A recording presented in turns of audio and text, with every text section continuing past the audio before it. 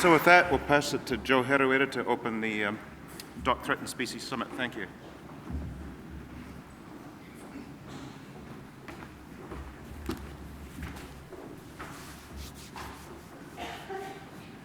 E hōnore hare rui ake a ihua o ngā mano, ko te matua, ko te tama, ko te wairua tapu me ngāna hirapono, me te māngai hei tautoko mai, ai nei, ake nei, ai. E te atua honoa o ponanga i tēnei rā, ki te wairua tapu, ki te korōria, ki te ngākau tapatahi. A kia whakanui atu mātou ki a koe i rungi tautorona, e noho mai nei koe. E pupuri mai nei te manaakitanga mo mātou i tēnei rā. A whitia mai, tia kina hoki o mātou wairua, me o mātou tinana, kia ata mōhi ai mātou, ko koe a ihua, korōria ki tō ingoa tapu. Āmine. E tōru ngā mea nunui, e ki ana, te pai pera, whakapono, tūmanako, ko te mea nui, ko te aroha. Kia tau, kia tātou katoa, te atawhai o tō tātou ariki ai hakaraiti, me te aroha, te atua, me te whiwhinga tahitanga, ki te wairua tapu, ake, āmine. Mihi kau ana ki o tātou, ko te tū mai, i runga i tēnei o ngā kaupapa. Tēnei kaupapa whakahirahira. No mātou te hōnore, te whakatau i a koutou, i haere tawhiti mai i tā wāhi, ko koutou, i haere mai i Aotearoa nei, ki tēnei o ngā huihuinga whakahirahira. No reira nei rā ka mihi ki a koutou tātou, i rungi te aroha. I rungi te aroha ki te kaupapa. No reira tēnā koutou, tēnā tātou katoa. I want you to put your hand up if you understood anything that I said. Great. Well, today it doesn't really matter that you didn't understand what I said, those of you who have come from afar. All I ask you to do is to hear the spirit of the word of this land, one of the official languages of Aotearoa, New Zealand, the Māori language, along with two other languages that are official, the English language and sign language. But it is my pleasure to open up our conference today on behalf of the Department of Conservation and welcome you all to the conference. Kia ora.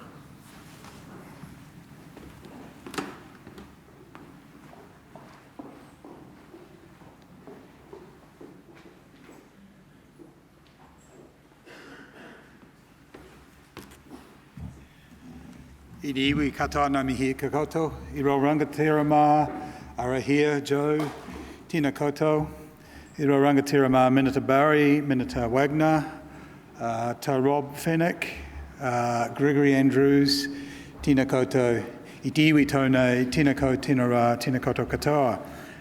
It's a real privilege here to have New Zealand's Biological Heritage National Science Challenge and Andrea Byron and James Bowalder host DOC's Threatened Species Summit, our first ever Threatened Species Summit.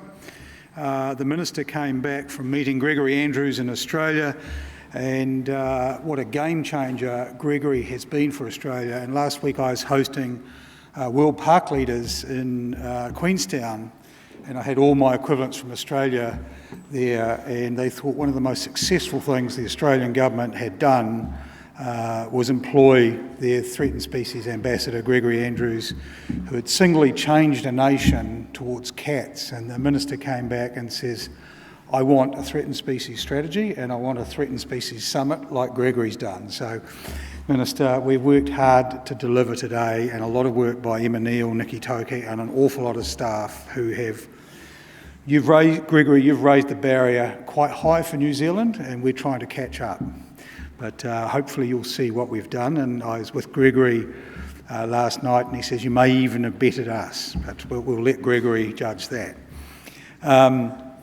So we are world leaders in threatened species recovery, and it's a societal time. I went on to TV1 this morning to talk about the threatened species strategy and spend most of my time defending DOC shooting seals at Kaikoura, which was a totally mixed story that I got 2 minutes notice for. So, day moves along as it is. Housekeeping, earthquake, drop, cover and hold, and we'll tell you when to go out. Fire evacuation will be a continuous warning, and we'll leave the building by the main stairwell. Toilets behind the seated audience to the right. We'll have a timekeeper. We'll do a yellow for 5 minutes, and we'll do an orange for 2 minutes, and a red, we must stop. They're 15-minute talks, we have to keep the thing going. And I do acknowledge the media presence here this morning. But at the guts of what we're doing is a societal change in New Zealand. And 3 years ago, DOC spent more on 1080 research than it did on 1080. And when we came up with the tagline, Battle for the Birds, and joined together with Osprey, and could do 1 million hectares of New Zealand to get this significant recovery in birds, particularly places like South Westland. We've saved the forest, the iconic forest, Rata Forest at Arthur's Pass through 1080. In South Westland, we've got more kaka and mohua there than anywhere else in the country. And we've got 250,000 volunteers out every weekend trying to look after threatened species and get rid of rats, stoats and possums. So while DOC moves into this landscape scale conservation, and this is what I heard internationally is moving as well in Canada, Colombia, virtually the same thing, that we can't do species by species. We have to move to a landscape scale. There will be species we need to look after, and the Minister will give our strategy for that. We've got a threatened species ambassador, 50% funded by Air New Zealand, and I'm unbelievably proud of the work my department does on Predator-Free 2050, Predator-Free New Zealand, War on Words, Battle for Their Birds, which provides the launch pad for today. So lastly, I really want to acknowledge Minister Barry for her fortitude, determination, passion for DOC, passion for conservation and community, and iwi and the community that work with us to launch New Zealand's first threatened species strategy. Kia ora koutou katoa.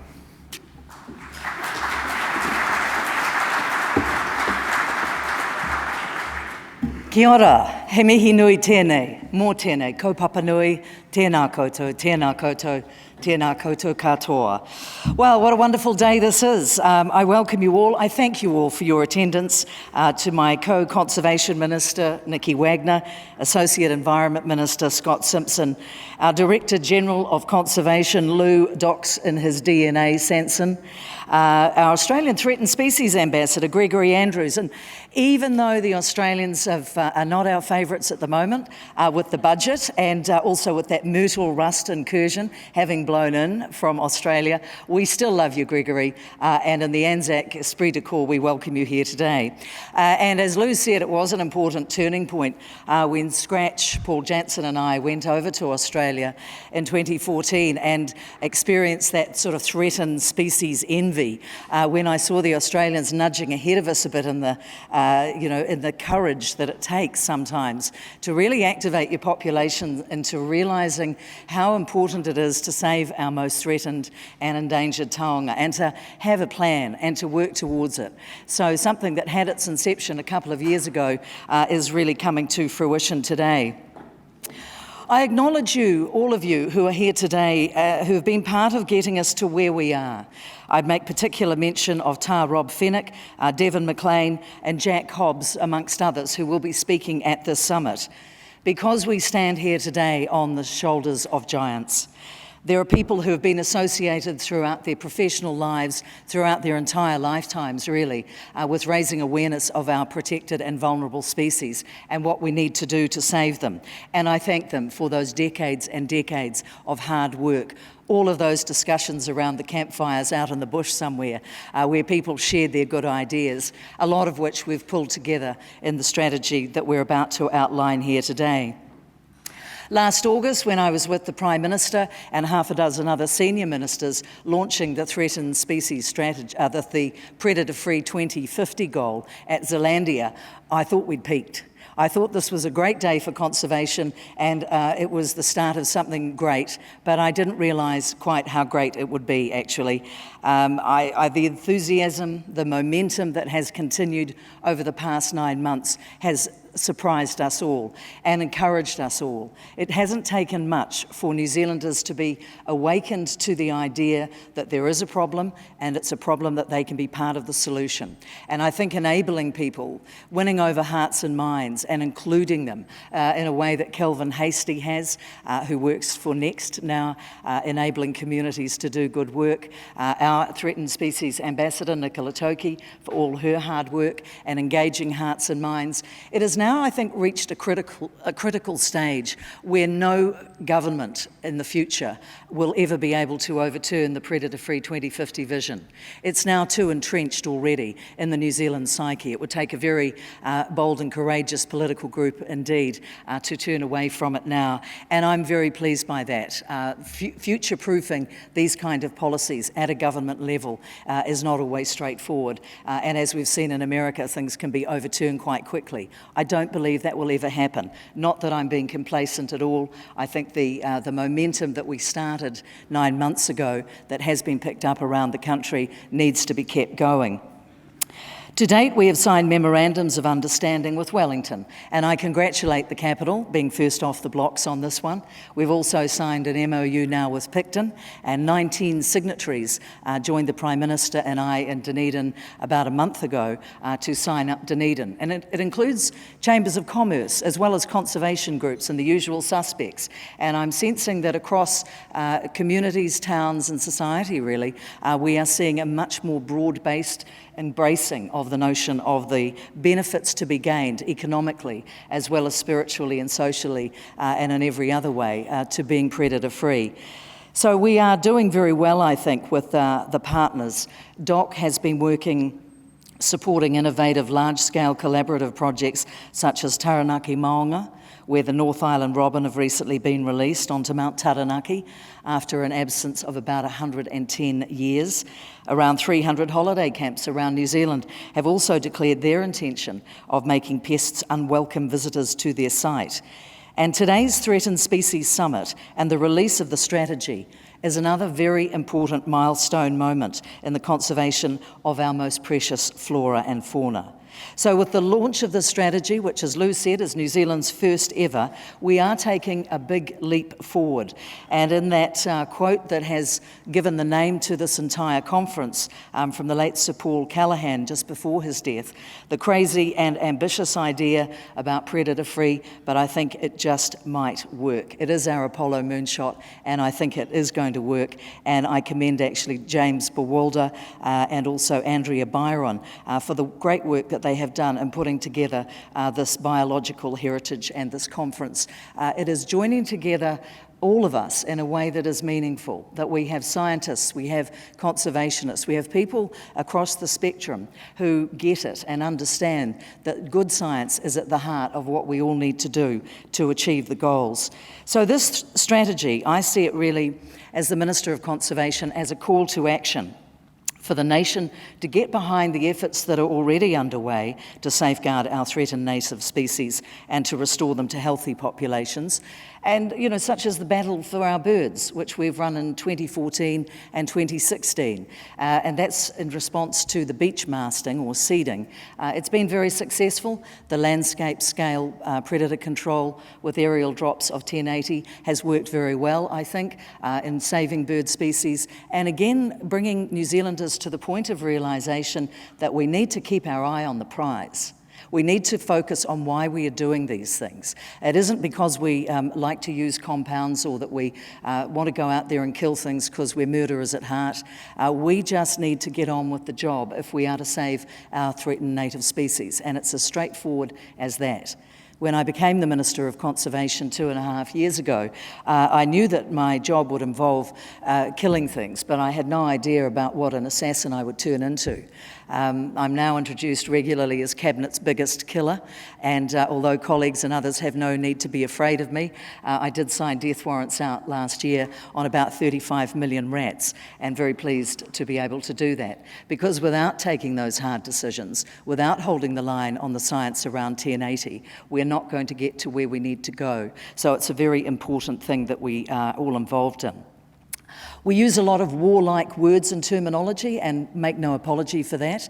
I declared a war on weeds a little while ago, and we are turbocharging that, putting in extra funding this budget so that we will be able to turbocharge and put onto steroids the biological controls which we can use to get rid of some of our most invasive weed plants that are smothering our native forests. So by enabling communities around New Zealand to have easier access to the biological controls for old man's beard, for broom, for some of the other dirty dozen that we have, as we call them, our dirty dozen annual refresh of species of weeds that we need to get on top of, I think that we will continue to make very big gains. I'm announcing today that DOC is about to roll out predator-free 2050 ambassadors. There will be 9 of them around the regions. There will be a fighting fund, an initial one, of about $300,000, and that will mean that these DOC ambassadors for predator-free, with a contestable fund, will be the expert points of contact for communities to enable them to develop locally focused strategies, to provide a toolkit for them and a mapped out specific plan, as well as traps to murder the unwanted invaders. We've moved, by government terms anyway, at ferocious speed to set up the new Crown entity, Predator-Free 2050 Limited, which now has charitable status, all the better to attract generous donations. See Mervyn English about that, who will be speaking later.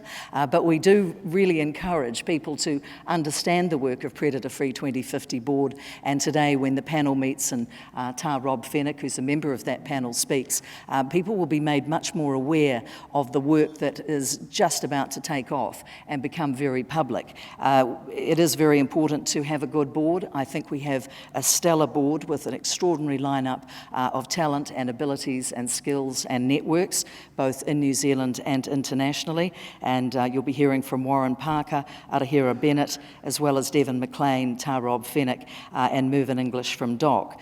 The board has met about 3 times now. They're about to launch their new logo, their new brand. They are about to announce their new CE, which is a pivotal position. And by the end of this year, the Predator-Free 2050 board will have announced at least 1, if not up to 3, landscape-scale projects where predator-free funds, which were started off really with an initial contribution from the Crown of 27 million, where those funds will be allocated to really help communities take it that step further. And landscape scale is not easily afforded by volunteer and community groups, and the government has acknowledged that, and we've taken a real leadership role in putting extra funding into that. The other thing that will be announced by Predator-Free 2050 soon is about to be revealed as a breakthrough science investment, and the panel will pick up more discussion on that after the morning tea break. Predator-Free 2050 is the single most significant and ambitious conservation program in our country's history, but it does have to be part of this broader range of work if we are there to succeed. The beech tree masts, which I mentioned in relation to Battle for Our Birds, unfortunately we have another one. It is going to be larger than the previous 2. So in terms of our Battle for Our Birds, I'll be announcing the extent and the scale of the masting event next week. It will be more in the North Island than it has been in the past, and I certainly will be using the 1080 in a very careful way with health observers and good science backing it to cope with this latest beech mast. And I really hope that those of us who are here will join in the chorus and keep reminding people that very small, noisy, ignorant group of flat earthers who are against 1080 need to be left in the past where they belong, and the science needs to be embraced. And I acknowledge Dr. Jan Wright, the Parliamentary Commissioner for the Environment, for the great work she did with her 2 reports. And I know that her last report that she's going to present on birds, which she spoke of a couple of days ago to this conference, will also be something that raises awareness and takes that merging of science and conservation to another level. As far as wildings are concerned, just touching on that, we got $16 million in last year's budget to implement the National Wilding Conifer Control Program, along with a lot of other partners. We need to systematically and in a united way prevent their spread.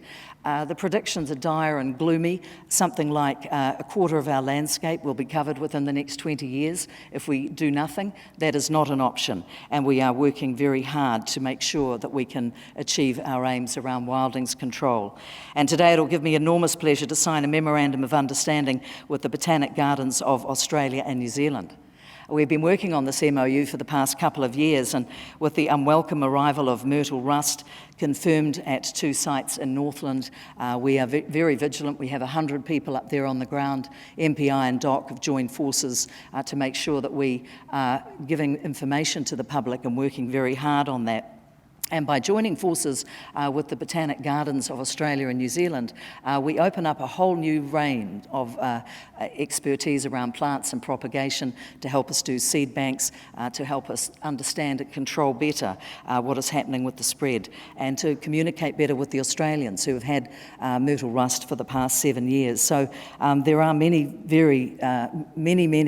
advantages in this MOU with the Botanic Gardens in various places around the world, like North America, China, the Netherlands and Peru. Botanic Gardens make an enormous contribution to the sort of challenges that we are talking about today. What was it that Neil Young said about rust? It never sleeps, and myrtle rust does not, and it is the kind of challenge that adds another note of urgency to the need for us to collaborate and work together. I saw Sir Peter Gluckman this morning on the plane on the way down from Auckland, and he said that it's very important that we understand the DNA of this pathogen and work very closely with our Australian scientists and counterparts. We need to be careful we don't get captured by, as he put it, the spray and pray approach. We do need to make sure that we do everything in the most rigorous way possible. DOC, iwi, our partners and hundreds of hard-working community groups are all doing our very best across our various ranges of interest to hold the line for our native species. This threatened species strategy launched today is the government's plan to identify and to prioritise the most vulnerable, to halt the decline and to restore healthy, sustainable populations of native species. Our strategy looks at what steps are needed to restore those vulnerable species most at risk of extinction and what we need to do to prevent others from becoming threatened. It also, for the first time, prioritises our most vulnerable species so that communities or regions who want to become predator-free really know accurately where the pressure points are, and then DOC and others can help them develop plans to achieve their local aims so that community by community, peninsula by peninsula, town by town, we can claim predator-free 2050 status by the deadline time and really save the vulnerable species that mean so much to us all. We've identified in our strategy 4 main goals to focus on species recovery efforts and provide tangible milestones, because you can't manage what you can't measure, and we need to be able to measure it. Our goals are to manage 500 species for protection by 2025. That's a 40% increase on today, and a further to that 600 species by 2030. We want to enhance the populations of 150 prioritised species through intensive management so that they're on the path to recovery by 2025. We want to integrate Te Ao Māori, the Māori worldview, and Maturanga Māori, Māori knowledge, into our species recovery programs by 2025. We will also undertake and commit to supporting research, particularly through the National Science Challenges and any research that helps us to better understand data-deficient species.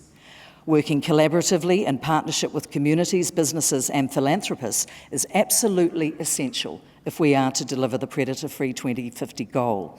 And the only way to fulfil the strategy's vision, we all need to collaborate. Even a department as sensational as DOC cannot do it alone. This draft threatened species strategy recognised that the tangata whenua are the guardians. They are our kaitiaki of the plants, animals and fungi of New Zealand.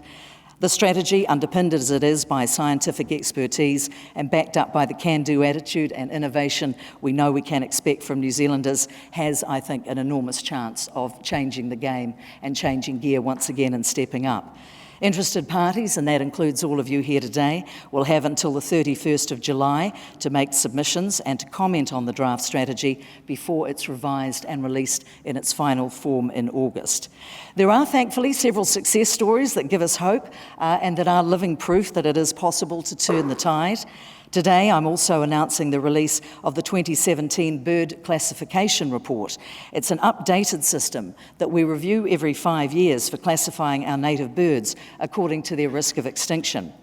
This very robust and detailed classification process has revealed some very welcome news, with 4 of our most threatened bird species, Tākaheirowi, Okarito brown kiwi, Campbell Island snipe and Campbell Island teal, now being moved down from that highest threat class of nationally critical to nationally vulnerable, which is a very positive move in the right direction. Rowi, the rarest of our 5 kiwi species, has more than doubled its population, and that's thanks to the intensive conservation efforts through an Operation Nest Egg program that's been running since 1994, and predator control using 1080 in the Okarito Kiwi Sanctuary Southwestland.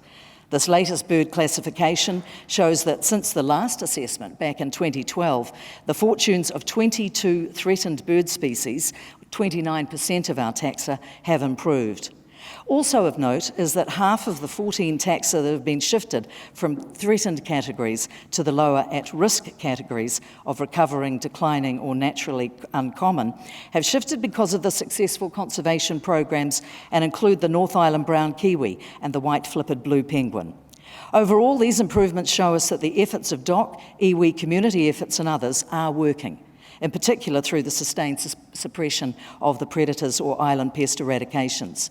The classification list for plants is currently being updated, and we'll release that in the next couple of months. The New Zealand sea lion is a taonga species. It's rare, it's endemic to New Zealand, and it's classified as nationally critical. So it's very encouraging to be able to announce today that the first new sea lion breeding colony on mainland New Zealand for 200 years is about to be established on Stewart Island. Most sea lion pups are born in the Auckland and Campbell Islands, with smaller numbers born on Stewart Island and the Otago coast, and those 2 populations have not been classified as breeding colonies since pre-sealing days. So in order for a population to be considered a colony, there needs to be at least 35 pups recorded for 5 consecutive years. Our next steps before identifying any threats to the local colony, if there are, is to how to manage these and how to improve that positive news. And that positive news doesn't stop there, because I, along with Primary Industries Minister Nathan Guy, can also announce today that the government will invest $2.8 million from DOC and MPI over the next 4 years on a new strategy to manage threats to New Zealand sea lions. So the New Zealand Sea Lion Threat Management Plan sets out a program of research, management actions and monitoring with the aim of stabilising and growing the sea lion population. There are a lot of threats, including disease, commercial fishing, changes in food resources, pups drowning in holes, and human disturbances as well. So that threat management plan, with its 4-pronged approach to sea lion recovery, including research around sinkholes and so forth, is a really important one. And one of the key actions will be to carry out more research into the diseases and ways of mitigating the effects of the disease. So to address the human threats, new rangers jobs will also be created for sea lions to implement community education programs, responding to sea lion incidents and assist in beach monitoring in Otago and the Caitlin's.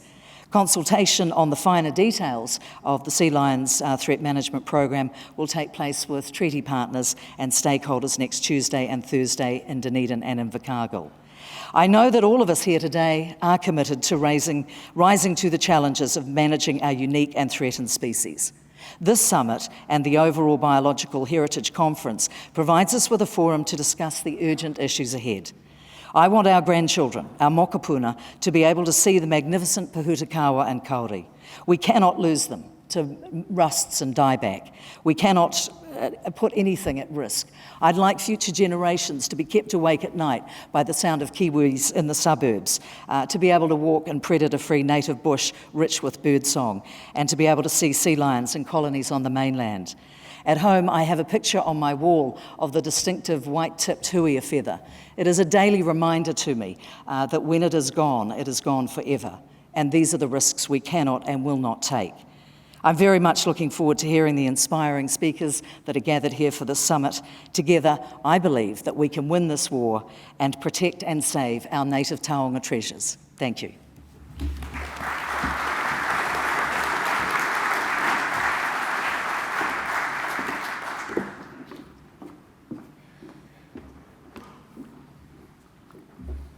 Thank you, Minister Barry, and thank you for those announcements. And it sounds like we've got a bit of work to do.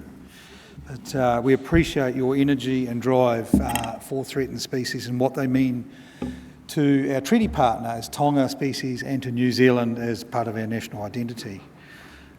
So I'm going to take you through what I see as the key bits of us working in partnerships. If I can get my PowerPoint.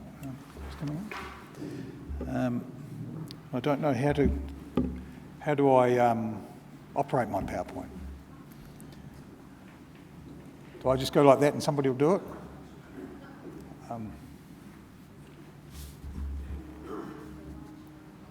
Large screen? Cool. Okay, so I want to take through a new era for threatened species, and as I said, a societal change. If DOC is looking after large areas of New Zealand and with Osprey using a lot of 1080, we will need new breakthrough technologies, we need artificial intelligence, we'll need the millennials working on solutions. This is a big challenge for New Zealand. It's a goal out there that's up there for New Zealand and giving women the vote, and when Prime Minister Key announced it, he appeared in New Scientist, Economist, Al Jazeera. It was a story that exploded around the world and created a resonance amongst New Zealanders, but don't underestimate how difficult it is. It is our moonshot. But it sets the platform for where we want to go and recognises that there are so many thousands of people that want to be part of this. There's 14,000 people in this city now that have taken out 3,500 stoats, rats and possums since Christmas because they want their birds back and they want those threatened species to flow out of Zealandia and into the city. And so through that magnificent gift of Next Foundation funding, Mitre 10 to help that happen in a place like here. If you go through the main street of Picton at the moment, you'll see posters in the shops, how many stoats, how many rats Picton has caught in the last week and where they can buy their trap. And I was at the QE2 birthday party last night and talking to 40th birthday and talking to some of the farmers there. With 4,000 covenants, 180,000 hectares under protection, and New Zealand is running out of traps. So, isn't this a great problem to have? And the innovation that's coming into traps. So Battle for the Birds sets what DOC's doing in large-scale predator control across New Zealand and those areas where with Osprey we will try and hit 1 million hectares a year. And as Graham Elliott keeps on reminding me, my job is to get it up to 3 million hectares a year. It will bring in science, the focus on threatened species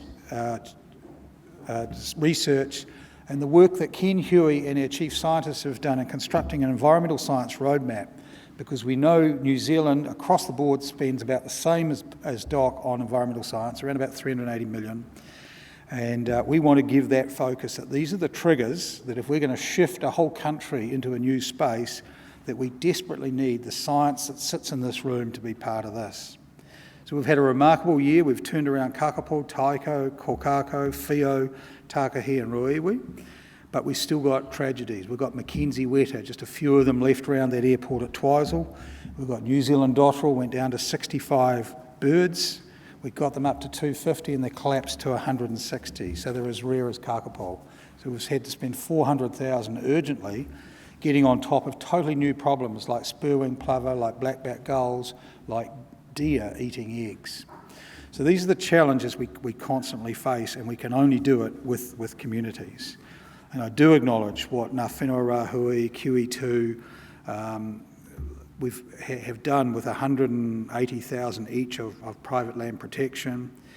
And along with the Land Acquisition Fund and 10-year review, we've added 3 times the size of Stewart Island to conservation for species.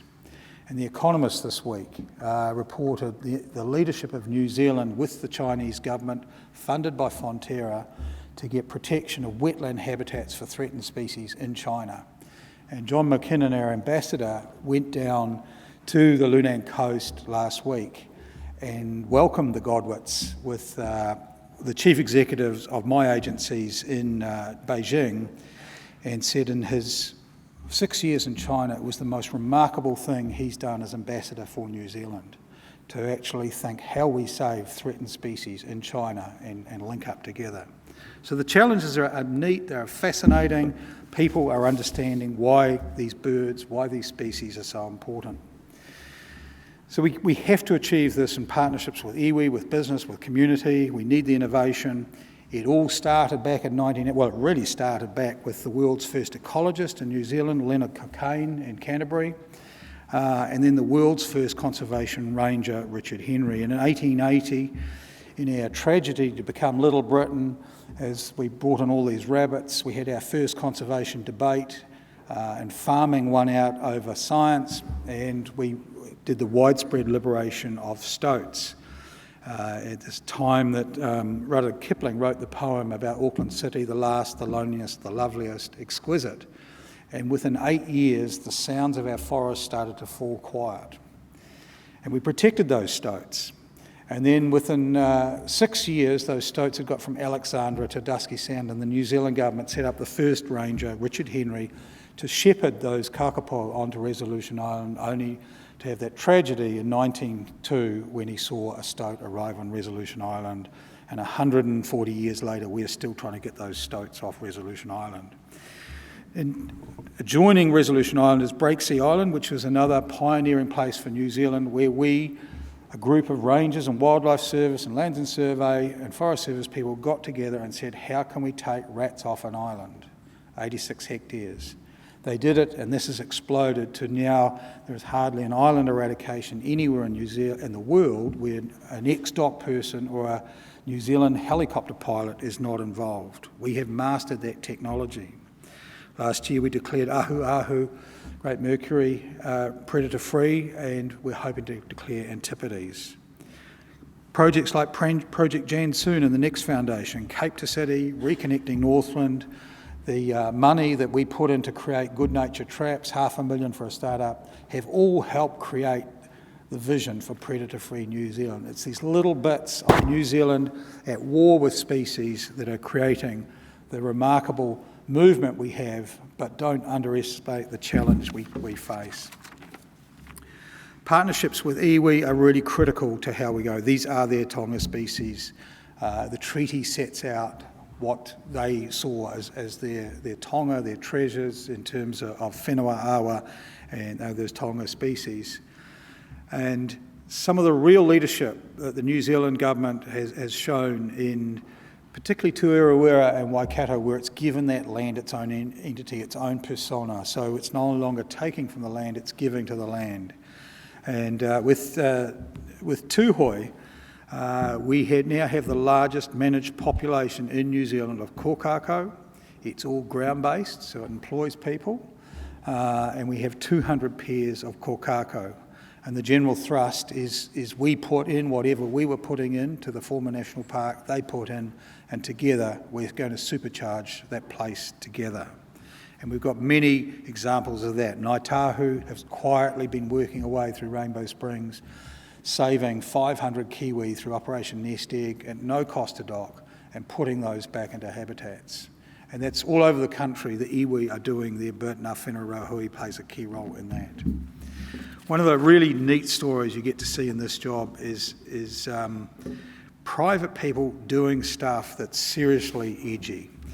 And I applaud Bruce and Liz Tuanui. This is all private land on the Chathams, and the Chathams has the highest covenant rate per capita anywhere in the world now. And it has turned from a place that 15 years ago burnt down the Dock house because they were so at war with Dock, to we believe this is really, really important. We've given them around about $1 million. This is all for that fence to bring back albatross, because albatross are sitting on the pyramid. Every cyclone event has the potential to wipe out those grasslands, so we need a mainland population of the Chatham Albatross.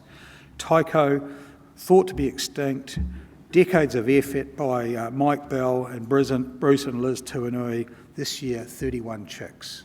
You know, that's the rarest petrel in the world, 31 chicks this year.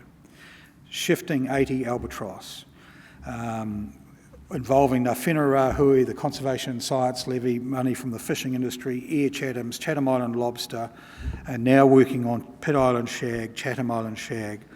And the other benefit is the New Zealand's rarest pigeon, the Pereira. There was 46 in 1988. There are now 1,000. They've become a tourist attraction for Chathams, and all this is happening on private land. Air New Zealand and that magnificent partnership that we've been able to put together with Air New Zealand, that as well as the $10 million that we use for biodiversity projects and marine reserves, and I've just had some of the World Park leaders come off the Rootburn track and praising the amount of birds they saw. 10 years ago, you would have hardly seen a rock wren. Now you can walk over the Milford track and you can probably see 10. Kaka, kia, whio. That Air New Zealand money, those thousands of stoat traps that we've been able to put alongside those tracks, the sponsorship of the Threatened Species Ambassador, the marketing we've got, it's just not the money with Air New Zealand, it's the relationship we now have with 14 million Air New Zealand customers, which talk about threatened species, which talk about nature, and talk about a vision for New Zealand.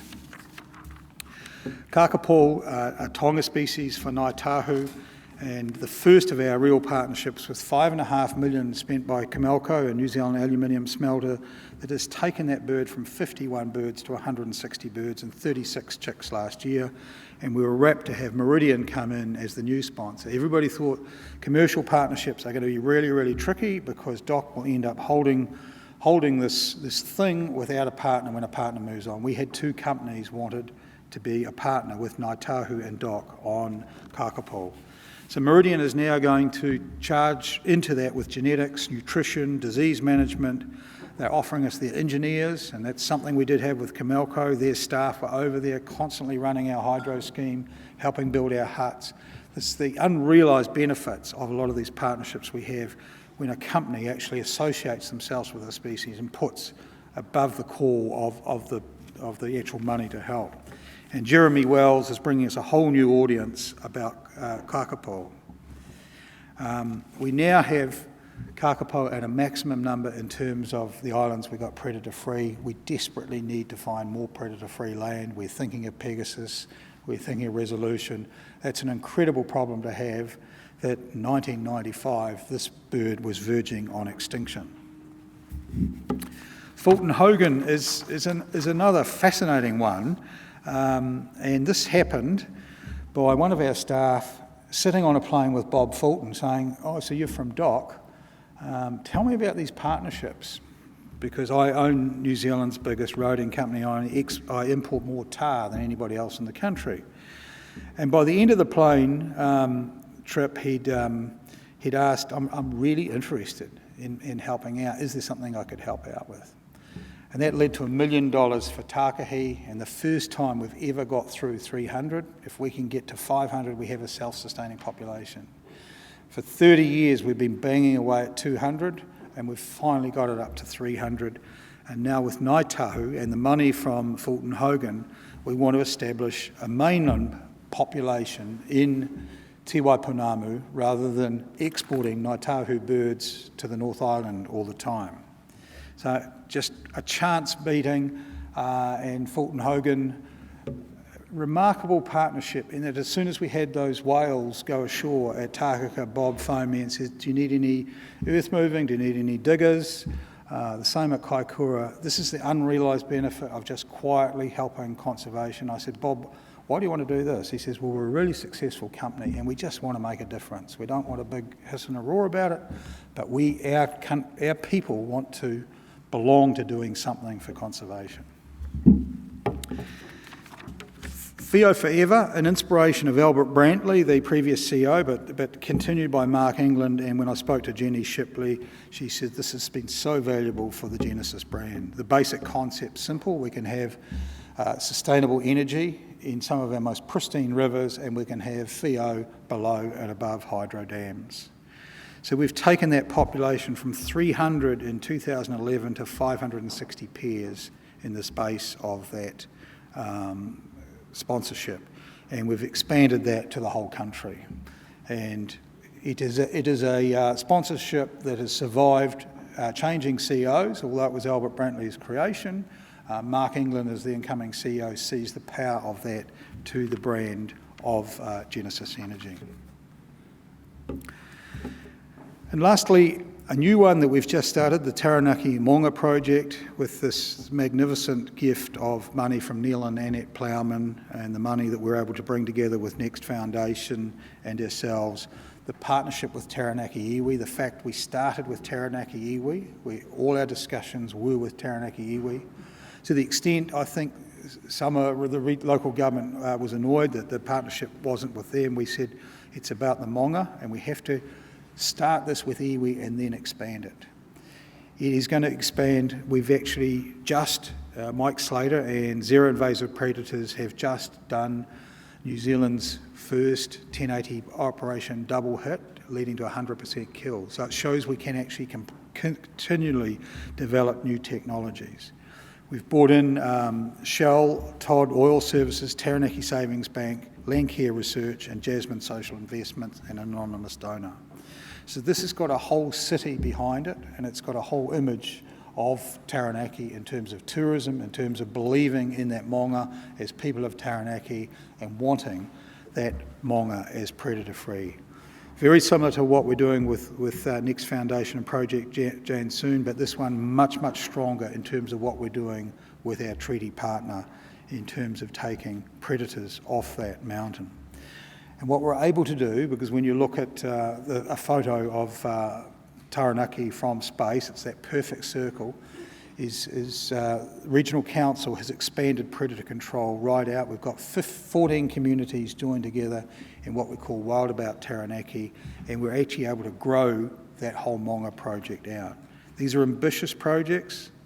When we start them, we don't know if we can do them, but the idea is that if we get enough of these going through Predator-Free 2050, we can learn new techniques all over New Zealand.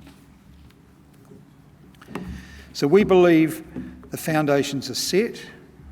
We've been through a complete revival of how we think about conservation, how we think that we can only do it with community, we can only do it with the people in the room.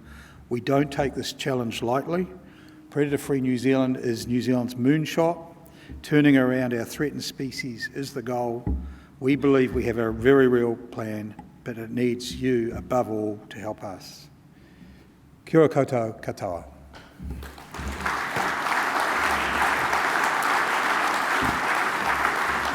There is time for a couple of questions if you want, because I'm also the MC.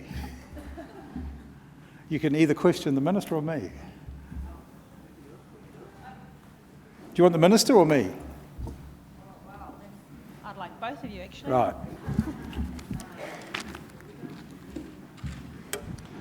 Kia ora koutou. Behind me. I'll just come over here. Thank you very much for your conversation today, your presentation. I enjoyed that. I'm Waitangi from Ngātiro. It's on the east coast of Te Taitokiro. Myrtle rust was found 20 minutes north of my ngahere. The largest area that we have of native forest is managed by the Department of Conservation. So in the first instance, I just want to acknowledge Dan O'Halloran from there, who's worked with us prior to this, and he's done some amazing work with our little community. So I just wanted to tell you that, Maggie. Okay, so in your guys' conversation, there were a lot of things, and so I was like scribbling down, but I know that time's short. So the first thing is, I sort of challenge that that Māori have been involved in the consultational discussions around predator-free when you put a date on it. Because in our thinking, you're guaranteed that that's going to happen. You're basically presetting and preempting every action you take to do that. But for Māori, these are about multiple lifetimes. And so I just wonder about that. And I was wondering about your comments, if you have any comment on that. The issues around consultation with all New Zealanders, including iwi, the kaitiaki of our taonga species, is ongoing. You have to start somewhere. What we did was we reached out to the networks within our own organisation, and we're allowing around 3 months for full consultation with everyone who wants to have input, including iwi by iwi. So the issues around making a meaningful start began with the science and the classification that DOC has always used to manage its threatened species. This document is bringing together, and this is the start as a draft, of ensuring that the species that are important to people in their communities, iwi through their lands, are properly reflected and resourced through the strategy that we've outlined, and also through the collaborative partnerships that I talked about and Lou expanded on. So I think a 3-month consultation period will be, again, a start. We will release this in August. This is a document that is an organic, living document that will be updated. As we all know, with myrtle rust and other threats, they happen suddenly. We have to be flexible. We have to think on our feet and be able to move to mitigate the problems as soon as they arise. So these things are never perfect processes, but they are done with the right wairoa, heart, spirit and intent, and in a collaborative, inclusive way, so that we'll be able to be all proud of what we are doing here with the threatened species. So 2 things off that. The first thing is that there are 20 forests... Could I just interrupt for a sec, because we haven't got very much time for questions, and if we've got other panel discussions and we can engage in that in a more meaningful level then, but if we only have a couple of minutes, we will come and talk to you as well, and then we can talk through the targets and offer others the opportunity to speak as well, because I think we've only got a couple of minutes left, Lou. We've got 3. Just on the targets, 2050... why? Well, it sort of matched what MPI was doing with TB-free New Zealand. If I think Grant Ryan's here, he's got an alternate website that said 2050 is so lame, we'll do this by 2040. I just think it's got a nation, because it is a moonshot. We don't know how to do it, but we've got some energy to make it happen. We've got some money to try and... We will use treaty parta, community, commercial, and I think, you know how quickly your iPhone is changing. Grant's going to show you some cool stuff he's doing on his iPhone. I think the millennials will solve this as much as our scientists in the room. So I just want to say that one of the things that constantly comes up is about the solutions that are already preempted in things like introducing biocontrol. In this conference over the last little while, I've listened to those conversations around biocontrol, and I know that those are always being explored. But for Māori, introducing something from another country, we are conflicted about that, and so there has to be, there's this, I could read 2025, it says how you want to engage with Māori, but across the environmental spectrum in terms of the sectors, you guys don't talk to each other. You actually develop these strategies, and even though you say they're with your other agencies, when the delivery occurs, the fragmentation is evident and presents with the engagement with Māori. Because you're all saying that, but to some extent, it is a little rhetoric. And that's an example of that. I know you may disagree, Lou, but with an example of that is the response with myrtle rust. You've had 7 years, 5 years to plan for that. And your SIM is perfect. I mean, I have had feedback from up north. Department of Conservation are doing amazing things and working with our people up there. But MPI's engagement around that was pretty, initially, they did what they needed to do, but Māori came in last Friday. We had representation on the governance last Friday. So I just think there needs to be a bit of work. I understand and There's been a lot of work done, and just to interrupt, I was up there last Friday, and when iwi groups and others were being informed. To be clear, the information came through on Tuesday. To be able to turn around the science to actually prove what this incursion was within 24 hours is extraordinary. We needed to move quickly and make no apology for that. We have engaged and briefed iwi in the north. I was there for the afternoon when they came in to be briefed. We are doing what we can as quickly as we possibly can, and I think that we are needing to get on with that job because we need to be completely confident that the people of Kerikeri, all of them, we had our dock guys, Lou, you'd be proud to see, in high-res vests at the airport handing out information about the pathogen, about what to see, about what to do if you see rust, and that's been really helpful for the people on the ground who are trained to go around in response often to the hundreds of calls a day to the 0800 number to go to places and to inspect, and then to do that rigorous testing to ensure that myrtle rust is there or not. In fact, one of the incursions that we thought was there, in fact, turned out not to be. So, people are aware to the point where they're alerting us on everything, and that's fantastic, and long may it continue, because we do need to be, all of us, ever vigilant around this, and we need to keep that education up. Now, you're looking at your watch. That's usually a good sign that other things are about to happen, so I'll hand back to the MC, and there will be lots of other opportunities through the morning and through the day to ask questions of the panel and the various experts that are going to be talking to us. Yeah, thank you, Minister. And just to put some reality, I was phoned last Wednesday morning by the Chief Executive of MPI and said, there was a problem. By Friday, this is New Zealand's biggest ever response to biosecurity. By Friday, we had 200 people deployed, we had systems in place. We may not have been able to talk to all iwi, but Doc took on the job of iwi consultation, and if we haven't done it properly, then I'll take that on the chin and do whatever I can. But I think New Zealanders can be proud of how MPI and 14 other agencies have responded at a time of crisis. So, Kira, we'll have a cup of tea, and then we'll back at 15:15.